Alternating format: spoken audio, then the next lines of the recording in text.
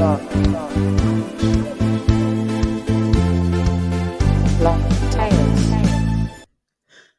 Hello, everyone, and welcome to our next episode of Blocktales Unchained stories. Today it's again me, Katharina. I'm the founder of Luna Vision, and Sarah again. Hi. As everybody I think knows, the managing director of Blockchain Founders Group, and today we are going to make a session with the two of us. Exactly, because we saw that we actually both know a bit about founders' dynamics and startups because we made up our minds about it. Me as a founder, you as a person who's supporting a lot of founders. So today we want to talk about founder dynamics and team dynamics in startups. And I think the final question that we want to discuss is it better to rather found a company alone or as a team, right? So, Yes. quick start, 30 seconds. What's your answer? And then I'll. My answer is in one sentences, it's always better to start a company with two, maybe three, maybe even four people instead of doing it alone. And I would disagree, and I will. As I already showed, I did not do this. I founded alone. Luna Vision, I'm the sole founder of Luna Vision. So I think there's definitely a case for founding alone. But let's discuss. Maybe you can convince me that I did a mistake there back last year. I think there's pros and cons for both. Of But course. for me, one of the most important thing when you're thinking about founding a company or a startup is actually what Philip Sandner once told me. Founding a company together with a team is like entering into marriage. You have to be 100% sure that you can get along with these people for the next couple of years. And I think this is really difficult to find because, I mean, I'm unmarried by now, so why should I found with someone, you know?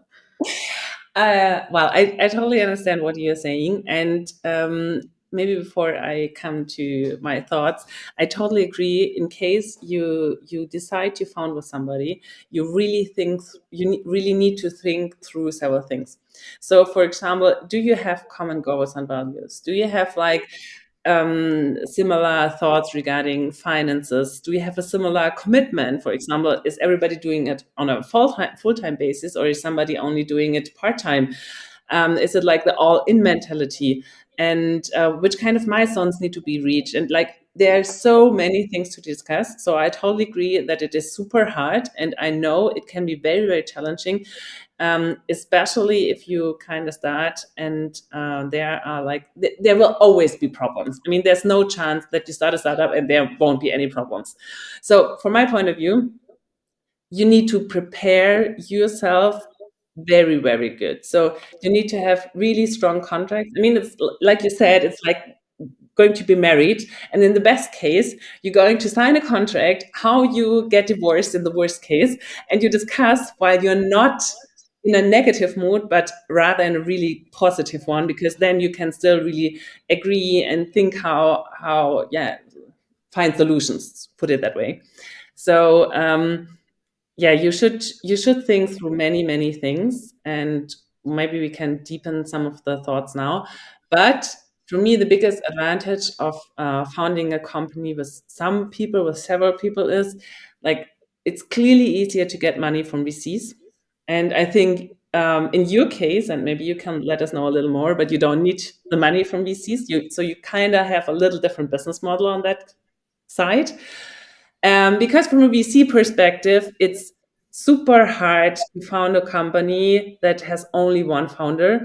Because if that person, for any reason, stops working, I mean, there are like 1,000 things that can happen. I mean, he can get ill, or he finds another thing, or he wants to go to another startup, or he's just not interested, or whatever. So the money is for sure gone, because it's all depends on only one person.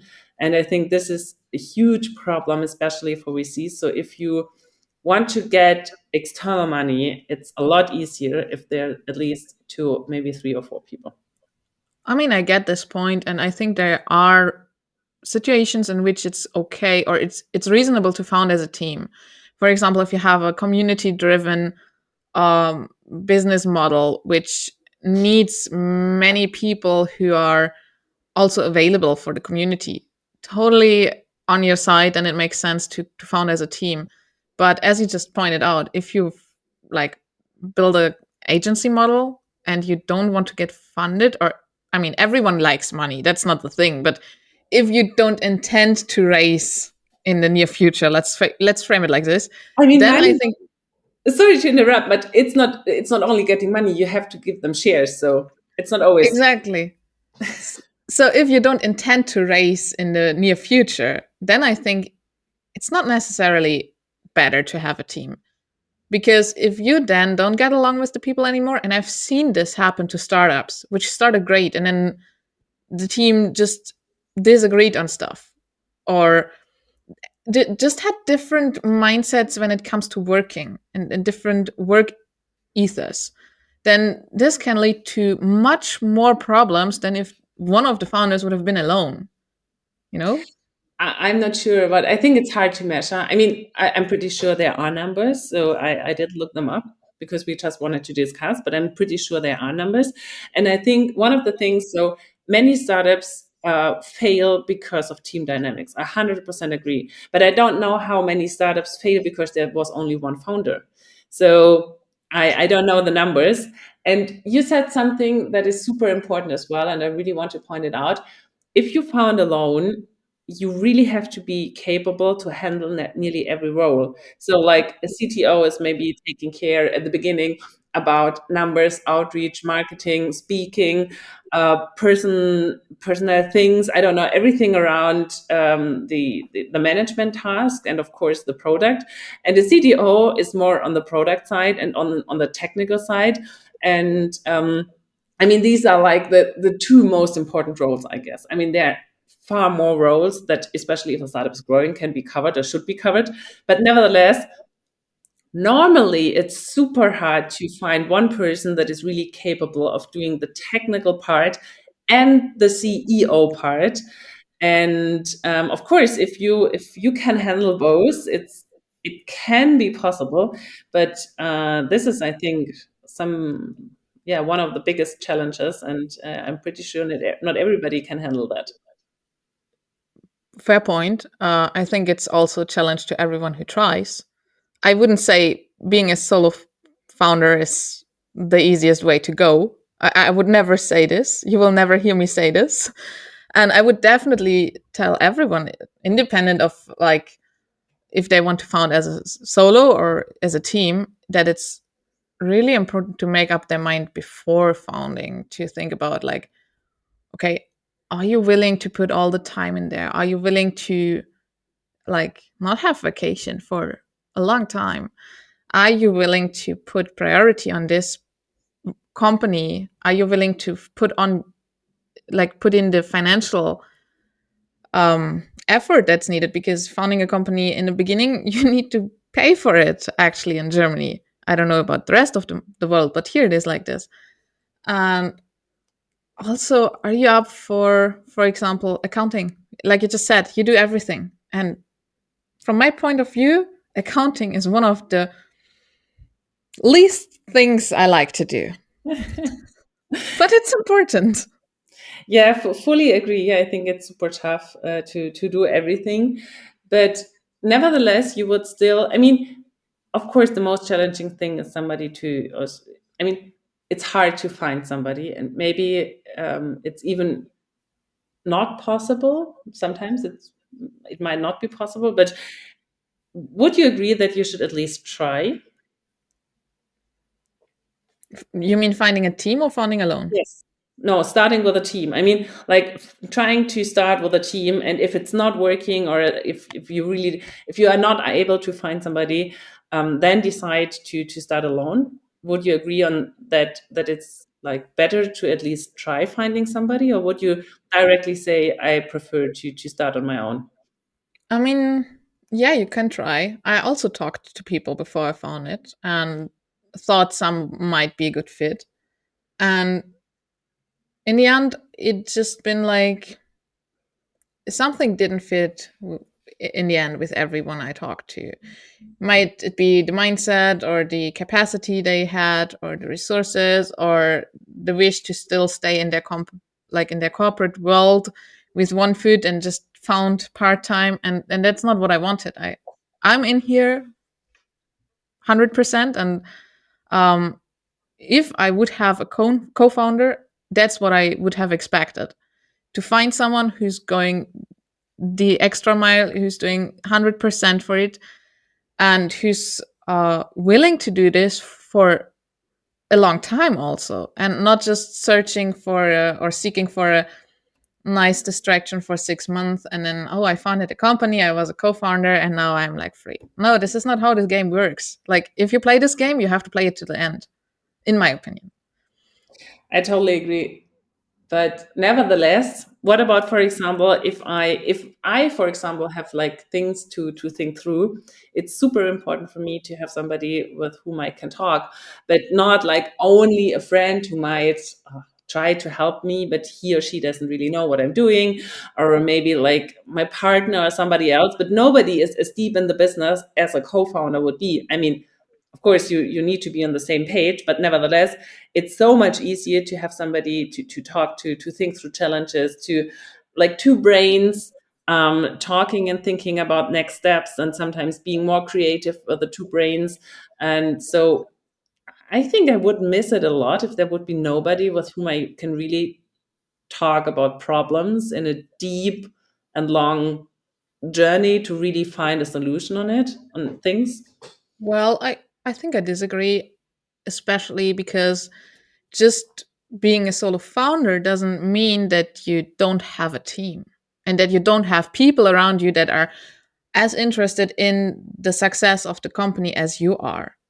It just means that they, for whatever reason, are not co-founders. And I mean, this could also be, for example, if you found in Germany because they did not have the money you need to put to be a co-founder. This can also be a reason why people don't want to be a co-founder in the end or don't become one. Um, but yes, of course, I like going through my thoughts with other people, and I also discuss it, and I want to be challenged. I need this also, because you will never challenge yourself in the way that others can, because you just follow your train of thought and others might have different questions. And this is super important as a founder, because otherwise you just miss points probably. So yes, I do this. I discuss stuff and I get challenged. But this is, even though I'm a solo founder, this is because I created a team around me. Even though it's a small team, but it's people who do exactly this on a regular basis, who are there if I want to discuss and who challenge me if they think I'm doing stuff in a way that could be better. Okay, understand. But my point would be in that case that either you really have to have money, even at the beginning, to pay those people, because they can't, nobody's working for free. And if you kind of start your startup with two or three people, and if they are equally, if they have equal shares on the startup, everybody kind of accepts to get super low salaries or maybe nothing, or I don't know, for at least for a certain point of time. And so if you need to buy, or sorry, to pay employees, then you need to have the money. And what I experience, at least, people are not willing to work for a really low salary if they don't have like skin in the game, if they don't have shares. It's a fair point. I don't discuss against it. I can't, because it's a fair point. Yes. And it's a trade-off, I'd say. Like I said, there are situations in which I think it's okay and it's good to found as a team. But in these situations, it's especially also important to check if you are on the same side and if you can work together. Like, sometimes it just shows after a couple of weeks or months if you can actually work together. You start with a good idea and everything seems great and sunny, and then the hard time comes when you have to actually put work in and don't see the results immediately, because this is when it's really getting tricky, right? You have nice ideas, great, everything is super, and then next step you start working and you're still happy, and then you realize, okay, it just takes time, and it didn't show yet the results. And then it's where people get difficult with each other sometimes. And then it shows, okay, these are the people whom you can work with, and these where you just maybe are not on the same side, or if you just have different personality types and you just can't communicate in an efficient way. So this needs to be done before you found, I think. And that's why I'm really hesitant to found in a team. Yes, I see reasons for this, and maybe in the future it will happen. But at least I'll put a lot of consideration into this before I do it.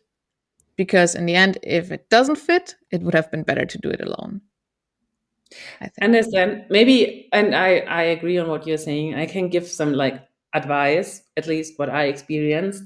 If you decide to found as a team, so maybe one of the most important things is, or there are several important things. So maybe start with how to build trust. And for example, you really need to trust each other. And there are like some basics. And of course, it seems to be so obvious, but sometimes you really need to be kind of reminded on that. So, for example, if you say you do so, please do so. So don't expect the other person that it's okay if you're delaying with things. Create like some space for mistakes. Never say I told you so.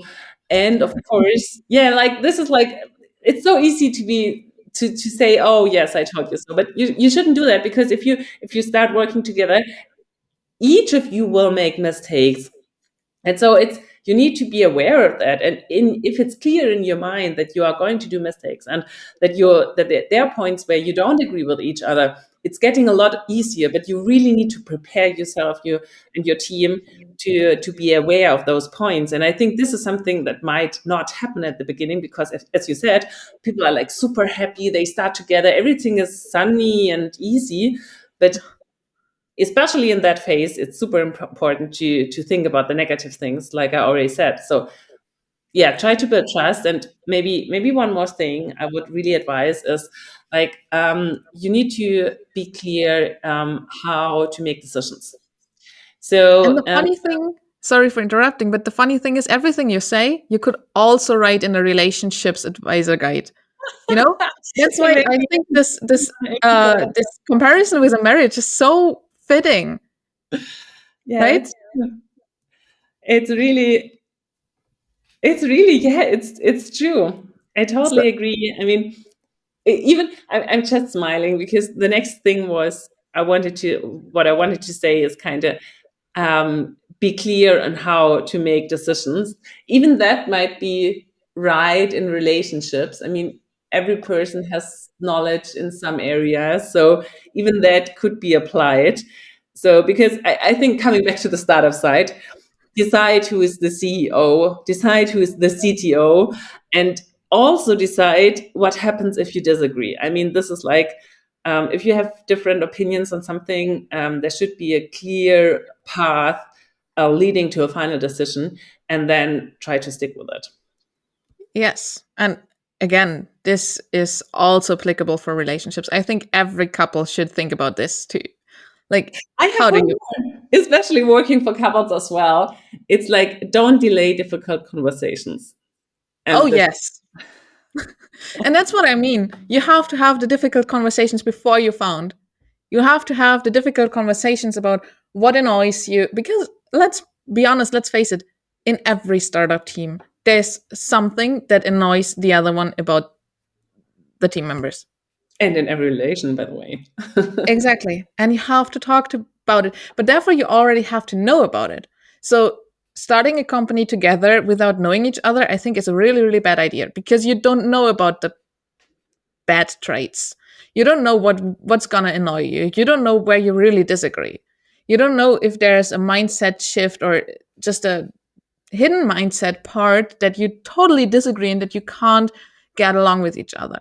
So I think it's if you want to start a startup and to found a startup as a team, it's to my opinion, it's really, really important to have worked together beforehand.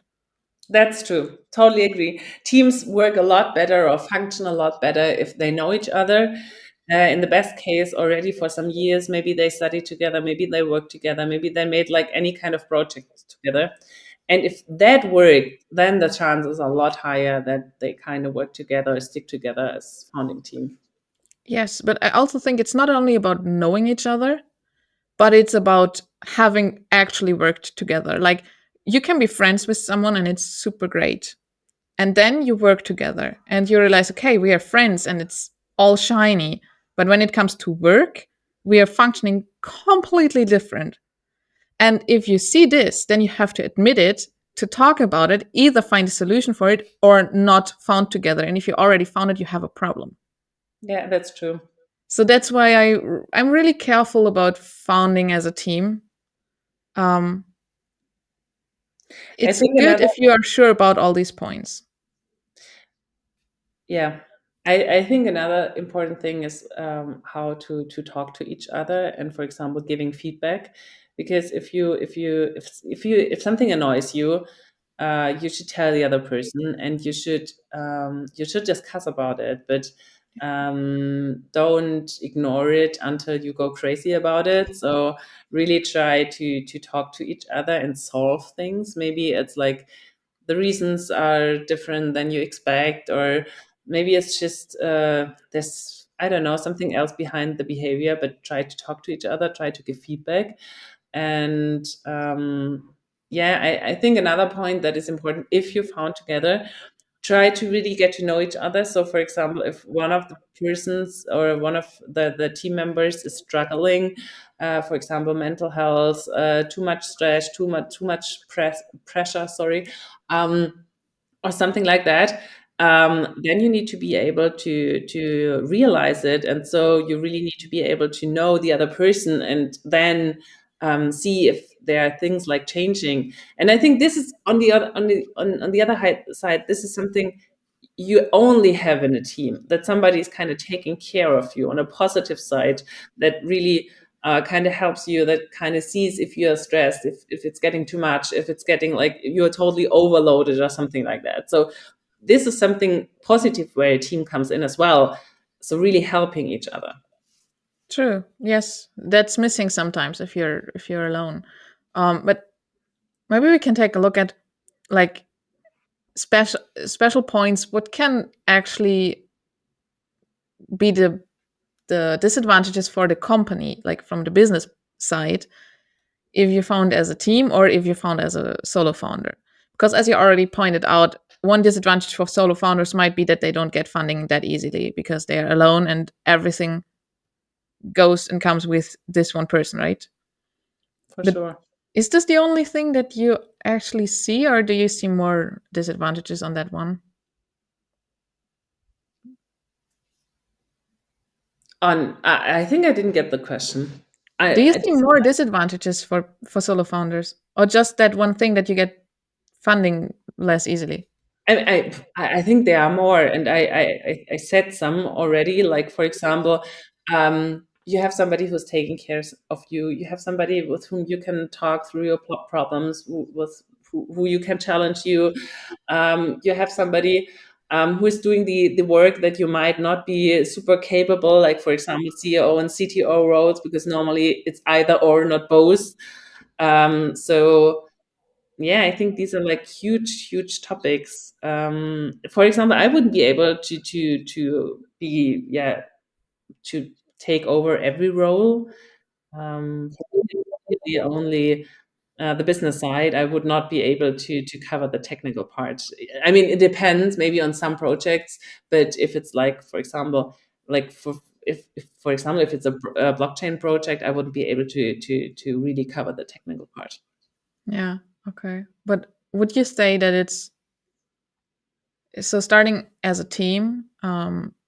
Then there might be the point where if you disagree on stuff, you slow the company down because you can't agree on a compromise. Yeah, but And there maybe there's no right or wrong. You know, if you have a discussion, maybe you find new ideas. And if, I mean, if it's super clear that there is only one right thing and one of the founders is kind of disagreeing, okay, then it might be the wrong person. If there's a clear yes or no and one is totally disagreeing. But often it's not, it's gray. And There are advantages and disadvantages, but you really have to find out. And if you have somebody to discuss with, there might be like new ideas coming up, but yeah, you would not find by just thinking through things on your own. Okay, from an investor's perspective, I'm interested in this one. From an investor's perspective, do you think it's worse to start as a team and then, for example, one founder leaves and you're alone, or to start alone from the beginning? So, would you rather invest in a startup where, in the end, it's one founder, but it was the team before, or it was alone from the beginning? Hard to say. I think it's always hard if it's only one. You know, if somebody starts alone, or if you try to get funding and you're alone because somebody left, you're still alone. So this is the alone person, and Okay. I think both is hard because, like, you know, the VCs, they have their LPs and they are liable for the money. The LPs give the money to the VC, and so the VC really has to take care about what they are doing with the money. And so it's not they really. And the problem is, especially in the current market phase, that there are many options for a VC. And why should you choose an option that has a higher possibility of not working out over maybe something easier? It's an interesting point. I'm really interested. I'll take a look at the numbers later. Maybe we can do a follow up episode eventually on the failure rate of teams versus solo founders. Super interesting. Yeah, we should definitely compare that. Even though it's obviously not necessarily correlated to being a solo or team founder, because there can be so many parameters that are pointing in this. But I think it's interesting to see this.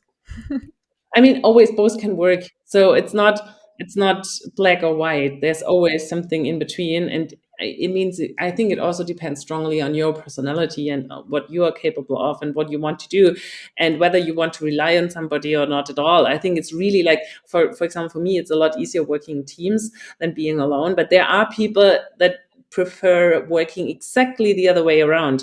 So yeah, I think there's no clear answer, but I think if you decide to start a startup, you really should think through different possibilities and then, yeah, decide what to do. I think for me, it's just like, if founding in a team, I want to be really sure that I can work with the people For sure, helps a over lot. longer than like a couple of weeks. And probably in the end, it's a gut feeling thing. If it feels Maybe right, then you're going to go for it. Maybe there's one thing I didn't point out that clear, especially if you're VC for early stage, so pre-seed and seed. The most important thing for the investment decision is the team. So it's not only we see three people, okay, great, then we're going to invest and we only take care about the MVP or the product or the idea. So the VC is clearly checking the team. And of course, also you get kind of a feeling how the team is working together. I mean, of course, it's not possible to dig deep in the team dynamics, but nevertheless, there you can get a feeling of whether they are working together in a good way, how they behave, how they talk to each other. So, and especially it gets a lot easier if you're able to meet with the team. And from my perspective, something super interesting is if you can look at the team, especially if they don't know that they are kind of observed. For example, there are any other meetings or whatever, and then you really look how they behave, how they act with each other. It's super interesting. I'm always trying to do that. The chances are not that. I mean, everything is online, so there are not so many chances. But if there's a chance, I always do that, like checking out how people behave with each other, and then you get kind of a feeling how they work together and whether there's like higher chances for them to succeed. Okay, another black or white question. If you have a team of three people and you feel and you realize that they are working badly together, but they try to not show, but you can see, and you have another startup with a solo founder, which one would you invest in? Maybe You none. have to invest in this case. You can't No, not. but this is not like this never happens. You never have to invest. And especially in the current market phase where where so many startups out there that need funding, the investor can always, I understand your question, but maybe no, it's just a clear no, because don't spend money on something you're not sure. I mean, sometimes we solo founders get money, but I think it's like the probabilities are a lot smaller. But I would never agree on spending money if I'm not like, yeah, really, if I not really believe in the startup, the idea, the team. Never, never, never. I think this is really interesting for aspiring founders, like those who are still thinking about, okay, how am I gonna do this? Um, because it's rare that you actually get the open investors' point of view, so that's valuable. Um, but it's also a bit sad because now they didn't get an answer, and now they don't know if it's better to found in a team with not really working or being alone. No, no. I mean, if you really want to found alone, you can make that decision. But I would never recommend somebody founding with people if you don't like them, or if you don't want to work together, or if you have like a bad feeling. So this is a clear no. Because like you said, you have to work together maybe for 10 years or something like this. If you want to, if you are successful, you have to work together for years. So clearly not, even if there's an amazing idea, an amazing product, don't do it. There's too much trouble on the way. Yeah, I agree on that one, and I think it's really important to point this out because founding with a team can be an advantage, as you showed and as you explained. But I think founding with the wrong team can be a real challenge, not only business wise, but also to your mental health and to your life path. And I Totally think this agree is on that. something that people should always keep in mind. Yeah. Yes. Nice last Very, point, I guess. yeah, let's wrap it up. All right. Do we have a blocktail for this episode? Do you have one? Once upon a time. Once upon a time, oh, let me quickly think about that. Um, I think I can come up with one. yeah, so please go. I just had it in mind. Once upon a time, there were two women who were thinking of starting something and they weren't sure if they should do it alone or as a team or as a couple, like in terms of a team of two. So, in the end, they ended up starting a project which was called Blocktales, and they did it as a team of two. And so far, they're pretty happy with it. That's totally true. This is an amazing story. Yeah, thank you for sharing. I like that one. So, everyone, be part of this Blocktale and tune in again next week. Yes, thank you so much. Bye. Block.